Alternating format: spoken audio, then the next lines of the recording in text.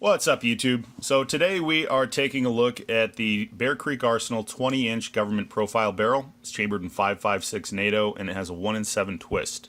This is nitride treated, so it does have that extra durability there.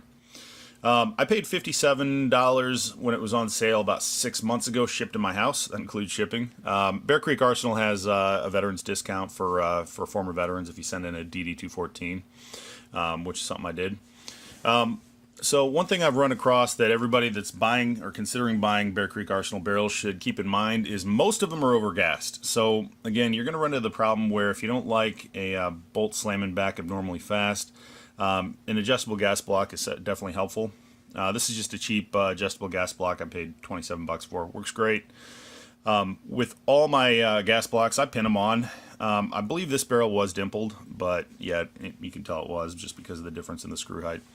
But I still pin them on because any of my barrels, I just want to be able to know that they're never going to wiggle or move or anything like that, even if there's a handguard covering it. Some of you guys are going to roll your eyes. Some of you guys are going to say that could affect accuracy. That's possible, but that's just something that I've always done. So machining is actually pretty decent overall. I haven't noticed any real issues. About the only thing, if you look in here inside the barrel, see if I can get you a shot here. Inside the barrel extension, you can notice just where the feed ramps are, right on the edges. There's a couple of sharp edges I'll probably knock down a little bit. But overall, I've had no complaints, especially for the price. I don't think that you can buy a 20-inch government profile nitrate treated barrel anywhere else for anywhere close to this price.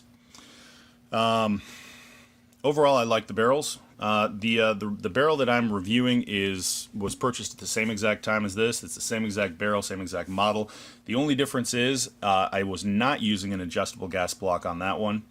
I had subsequently put an adjustable gas block on this one. If I swap it out at a later time or just keep it as a spare, then I'll put it in next time so I can tune it up. Without further ado, I'll show you a couple of targets and we'll go from there. Alright, YouTube, so the other day I went out and shot a string of fire with the Bear Creek Arsenal 20-inch 5.56 1 in 7 twist government profile barrel. It's nitrate treated and overall actually a pretty decent barrel. It's inside an Anderson upper receiver. I'm using a Toolcraft nitrate treated bolt carrier group and a Banner Dusk Till Dawn 6 to 18x scope. Alright, so without further ado, let's take a look at, first of all, I've actually got targets here from 2 separate outings using the same loads, and so I just want to take a look at them today. Alright, first up, IMI 77 grain, 2.4 inches. Everything I shoot is 5-round groups. So this is from the first outing with it. This is about a week ago I shot these. PPU Match 223 is a 5-inch group. Didn't really care for those, and actually I haven't run across any Bear Creek Arsenal barrels I've used yet that do like that load. IMI 69, again this is IMI Razorcore 69 open tip match, and that's a 2.6-inch group, so pretty comparable to the 77 grain. I like those decently. PPU 69 grain, 2.8 inches. That's pretty comparable. It seems like it trades blows with the 69 grain IMI in my experience, generally. Next up, we have the ZQI 62 grain light armor penetrating. That's the Turkish-made 5.56 NATO ammo. That shot about just under 4.5 inches. The Independence 62 grain light armor penetrating shot a 2.7-inch group, which was actually pretty impressive, I think. That's the Israeli-made stuff, and I seem to like that quite a bit more. I may have been dealing with a little bit of wind because it looks like there's a little bit of horizontal stringing there. It's only 100 yards, but that could have probably tightened up the group just a little bit.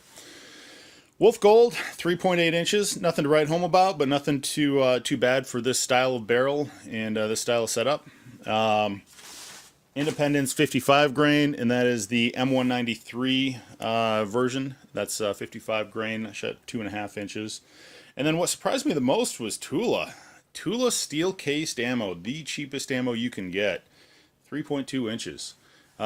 That's not typical for most of the ARs that I shoot. Once you switch over to a steel case, particularly cheaper barrels, you typically open up to 5, 6, 7 MOA. But that held a pretty tight group. All right, next up we're going to take a look at yesterday's group when I was shot. So again, the first target that we just looked at was from about a week ago. And yesterday, I take that back. The first group I shot was from about 5 days ago. And yesterday's group, here we go. So just going to hold that up. The first group, I noticed that I was way high because I just switched the scope over. So I made an adjustment and I threw that round out. This is after I brought it down. I wound up with a 1.75, but that's only a 4-shot group. So take that for what you will. Next up, the PPU 75 actually tightened up over the last time. Again, the last time we shot it, we were shooting about a 5-inch group with it, and that tightened up to 2.4 inches. Right in the middle there, I discovered a box of PMC PTAC. That's the 62 grain light armor penetrating steel tipped ammo. That actually shot very well for this type of ammo at just under 2 inches. IMI 69 grain Razorcore shot 3.2 inches, and PPU 69 grain shot 1.6 inches. 1.6 inches, and then the ZQI, again, not the most accurate ammo out there, shot 5.2 inches. The light armor penetrating from the Independence, again, turned in a very respectable group, 2.3 inches, which is comparable to the 2.8 inches that it turned in last time I was out. Wolf Gold, 1, 2, 3, 4, 5, and I don't know how I didn't measure that one yet, but it looks to be probably somewhere in around just under 2.5 inches, somewhere in around there. Pardon me. The Independence, I had a flyer, and I jerked a trigger. Essentially what happened is a guy showed up next to me, started shooting some fairly large caliber weapons, and I flinched on this shot, so I called that one. That one's on me. That's a 3.2 inch group without the flyer, or a 5.8 inch with the flyer. And then lastly, the Tula 55 grain steel core shot a 5.2 inch group. All right, so if you hear a couple of kiddos screaming in the background, I apologize. Got the kids and they're tearing it up outside, so I'm going to make this real brief. In conclusion, 20-inch barrel, I think this is a buy. I paid $57, $58 shipped to my door. That's a no-brainer. It basically held 2 MOA all day long with pretty much all the ammo I tried. The exception being the steel cased. I got a 3-inch group and a 5-inch group, so you could average that at about 4 MOA. That's still not bad for steel case Tula. This is not a match grade barrel. You shouldn't expect match grade accuracy out of it, but you should expect at least rack grade accuracy, which I would say less than 4 MOA, which it's definitely doing that across a broad spectrum of ammunition. The only thing that I would caution you is almost all the Bear Creek Arsenal barrels, as I've noted previously, that I've tested are overgassed. So you may want to invest in either a adjustable gas block, which I think is preferable, or you can invest in a better buffer spring. So you can buy a heavier weight buffer spring or something like a flat wire buffer spring, which smooths out the recoil a little bit. And that'll just help you not flinch. It'll help you avoid a little bit of wear and tear on your rifle. But honestly, most of you guys would never shoot enough to really notice a difference as far as the wear and tear goes. The one thing that I have noticed with Bear Creek Arsenal, and especially with Bear Creek Arsenal and cheap uppers like Anderson upper receivers, which is what I used on this particular build, is you have a little bit more slop in the fit between the barrel extension and the upper receiver when you're putting it in there. So some people use like a form of Loctite to close up the gaps and make it wobble less. I like using stainless steel shim stock. You just cut a strip and wrap it around the barrel, and then you tap it into place. On this particular build that I did, I had to actually tap it in pretty firmly with a rubber mallet because I probably used just slightly too thick. But that extra friction fit might have actually helped just maintain consistency, especially as the barrel heated up. I did not notice the shotgun spread that we saw with that heavy barrel that we tried previously. It was just perfectly consistent. Seemed like I'd call it 1.75 to 2.5, 3 MOA barrel, which for a broad spectrum of ammo, and that's perfectly respectable. Don't expect miracles, but this is actually a pretty decent barrel.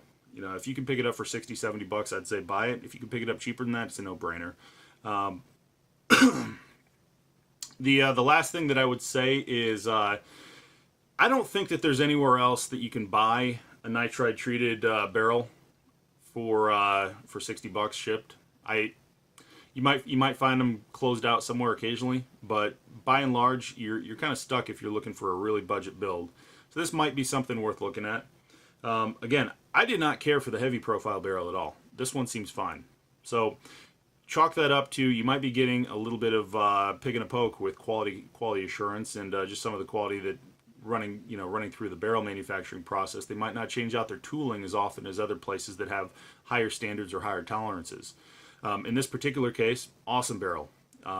Recommended highly. And I'm sure that if you hand loaded, you could probably work up loads that would get you MOA or pretty close. You might get 1.25 MOA. I got groups with just Razorcore that were 1.75 MOA, and I could probably tighten that up.